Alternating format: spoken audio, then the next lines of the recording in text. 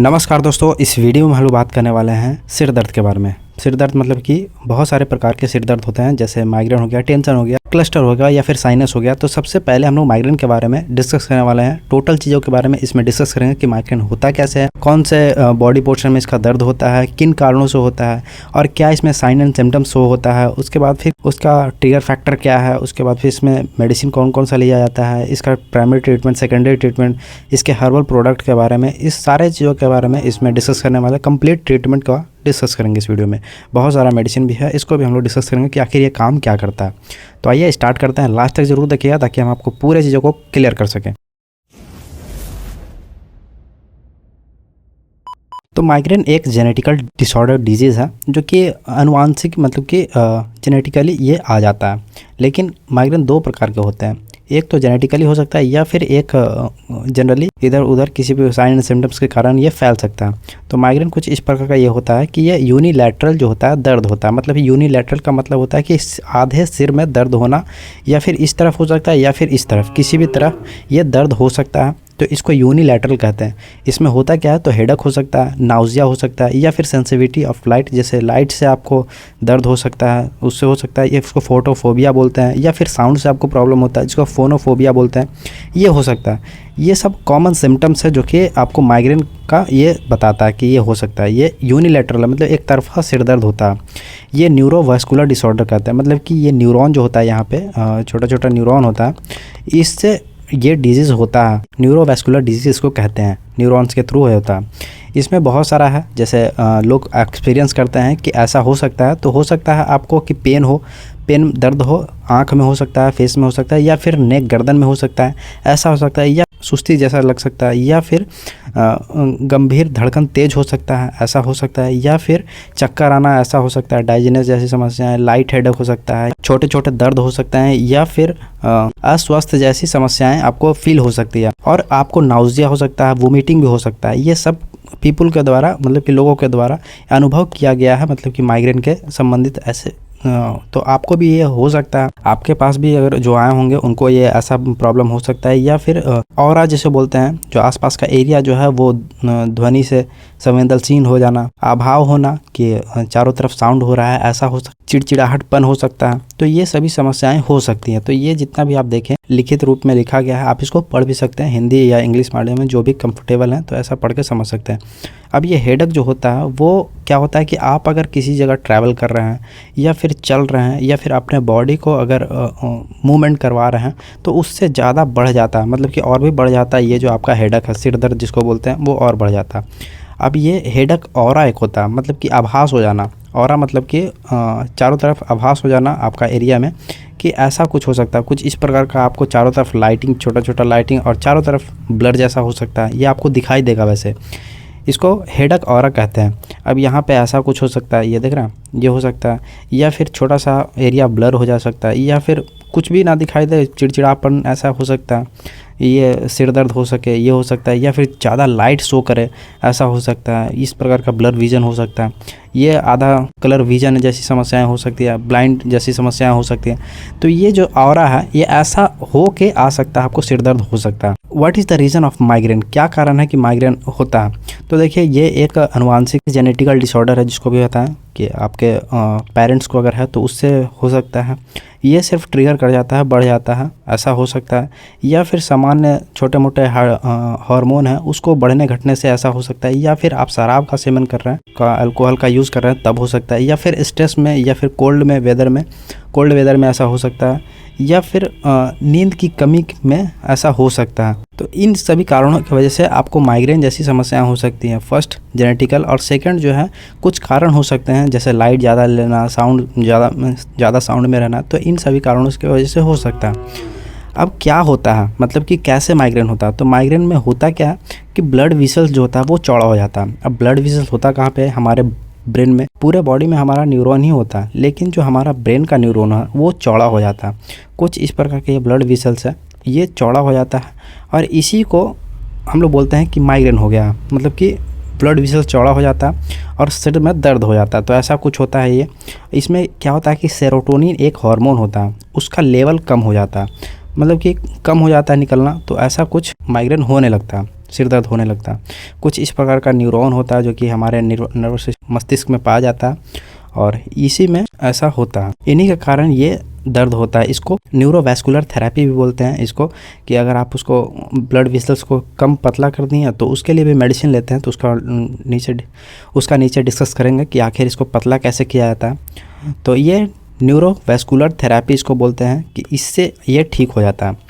और नेक्स्ट जो है ट्रिगर फैक्टर जो होता है इसको बढ़ाने का, अगर माइग्रेन हो गया है तो उसको बढ़ाने का जो ट्रिगर फैक्टर होता है, कुछ आपका हो सकता है कि हार्मोन फ्लैक्चुएट करे, जैसे मेंस्ट्रुअल साइकिल में ये होता है, या फिर फास्टिंग में ऐसा होता है कि लंबे समय तक आप भूखे हैं तो अब आपको ये माइग्रेन जैसी समस्याएं हो सकते हैं, या फिर पानी की कमी के कारण भी होता है, या फिर कैफ़ीन ले रहे हैं। कैफ़ीन में बहुत सारा आता है, जैसे कि कॉफ़ी ले रहे हैं, या फिर हॉट चॉकलेट वाला कॉफ़ी ले रहे हैं, या फिर ये ग्रीन टी ले रहे हैं। बहुत सारा चीज़ है, कोको कोला हो गया, ब्लैक टी हो गया, रेड बुल हो गया, या फिर इंस्टेंट कॉफ़ी है। तो ये सभी जितना भी चीज़ है ये माइग्रेन जैसी समस्याओं को और बढ़ाने का काम कर देता है। कुछ बियर आप ले रहे हैं तो ऐसे हो सकता है, या फिर आप सिगरेट का स्मोकिंग कर रहे हैं तब हो सकता है।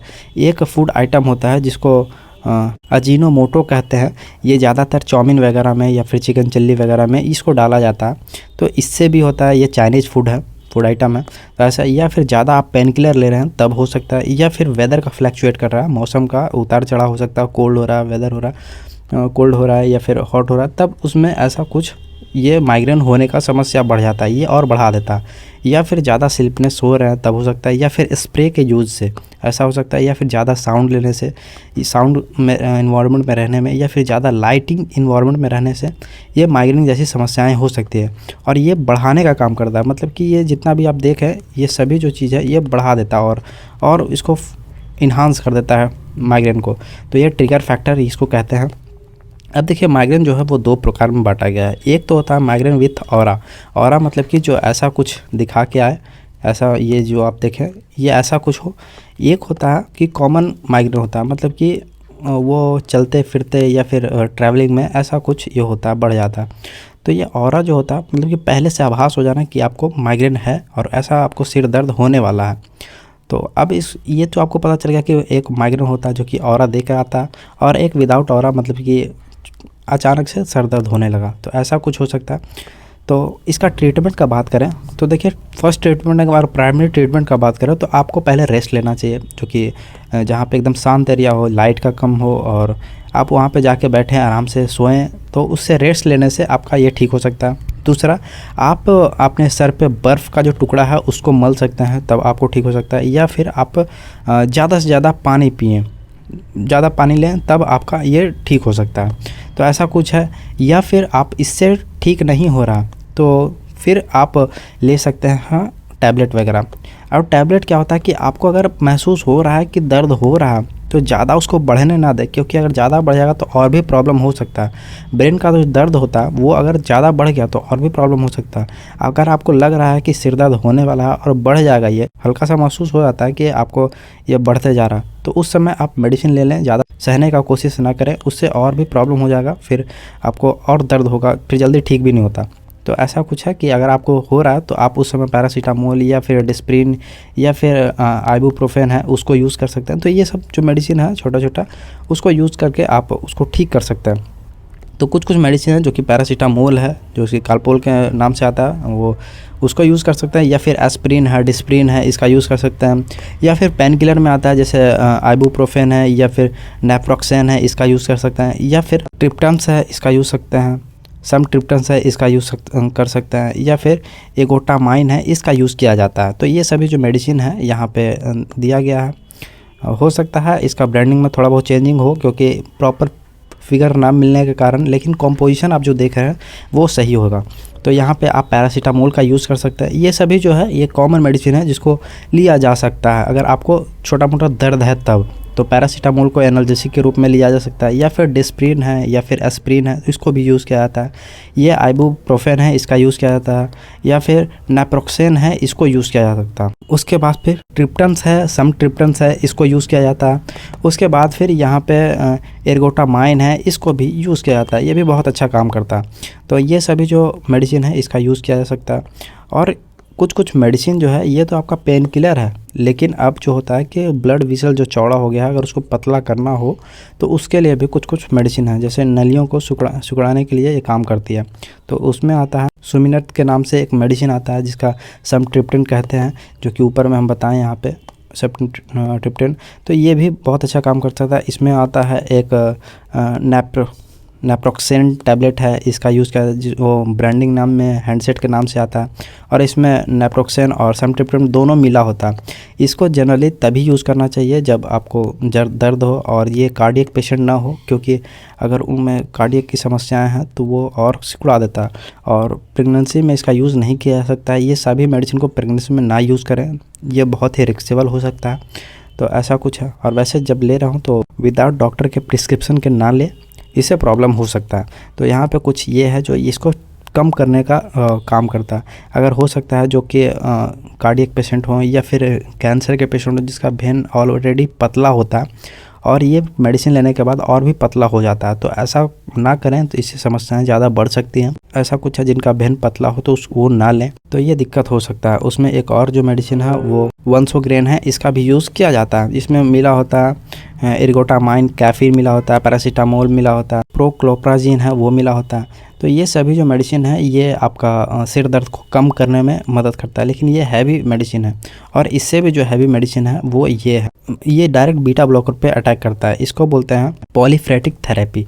अब देखिए ऊपर में जो हम लोग देखें, इसको कॉम्बिनेशन ट्रीटमेंट है, ये कंबाइन करके दिया जाता है, तो ये कॉम्बिनेशन ट्रीटमेंट है। और ये आपका पेन किलर ट्रीटमेंट है, दर्द की दवाइयाँ हैं ये, और ये आपका कॉम्बिनेशन ट्रीटमेंट है। और ये जो है ये पॉलीफ्रेटिक थेरेपी है जो कि बीटा ग्रुप पे काम करता है। और ये जो है ये कैल्शियम चैन ब्लॉकर है। अब आपको हम बताते हैं कि कैल्शियम चैन ब्लॉकर, बीटा ब्लॉकर, ये सब जो होता है ये न्यूरॉन में ट्रांसमिशन का काम करता है, उसको रोक देता है ये। जैसे प्रोप्रोलॉल है, इसका यूज़ किया जाता है। ये एक जेनरिक दवाई है। इसका ब्रांडिंग में अगर बताएं तो ये आता है इंड्रल के नाम से आता है और सिप्लर के नाम से ये आता है। तो इसका भी यूज़ किया जाता है जनरली, लेकिन इसे विदाउट डॉक्टर के प्रिस्क्रिप्शन के नहीं यूज़ किया जाता है। ये बहुत ही हैवी दवाइयाँ हैं, ये डायरेक्ट बीटा ब्लॉकर पे काम करता है। अब नेक्स्ट जो है कैल्शियम चैनल ब्लॉकर, ये जो है ये इसमें आता है एक माइग्राफिन के नाम से आता है कुछ ऐसा, और ये फ्लूनेरेजिन है, इसका यूज़ किया जाता है। इसके बाद फिर है सबलिम्बियन है, इसका यूज़ किया जाता है, या फिर ज़ेरोग्रेन है, इसका यूज़ किया जाता है। ये दोनों जो है ये ब्रांडेड मेडिसिन है। ये है जो जेनरिक, मतलब कि जिसका ब्रांडेड और जेनरिक में अंतर क्या होता है कि जिसका ब्रांडिंग नाम बड़ा में लिखा हुआ हो तो वो समझिए कि ब्रांडेड है, और जिसका सिर्फ कंपोजिशन लिखा हुआ बड़ा में, उसका ब्रांडिंग कुछ नहीं हो, तब ये समझिए कि ये जेनरिक मेडिसिन है। ऐसा कुछ होता है। ये सारी मेडिसिन जो है बहुत ही हैवी काम करती है, तो इसके लिए कुछ ब्लड पैरामीटर है उसको चेक करवाना पड़ता है। जैसे कि यहाँ पे कंप्लीट ब्लड काउंट है, इसको करवाना पड़ता है, या फिर लीवर फंक्शन टेस्ट है, इसको चेक करना पड़ता है, किडनी फंक्शन टेस्ट है। ये सभी मेडिसिन को देखना पड़ता है कि आखिर इसमें किसी प्रकार का प्रॉब्लम तो नहीं ना है। उसके बाद फिर हर्बल प्रोडक्ट में कुछ आता है, जैसे बटरबर है, इसको भी यूज़ किया जाता है माइग्रेन की समस्याओं में। या फिर ये हर्बल प्रोडक्ट है जो कि डायरेक्ट प्लांट से यूज़ किया जाता है।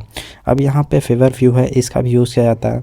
और नेक्स्ट जो मेडिसिन है उसको बोलते हैं मैग्नीशियम का भी यूज़ किया जाता है इसको कम करने में, या फिर विटामिन B2 का, जिसको राइबोफ्लेविन भी कहते हैं, इसका भी यूज़ किया जाता है। तो आई होप कि आपको हम समझाने में सफल हुए।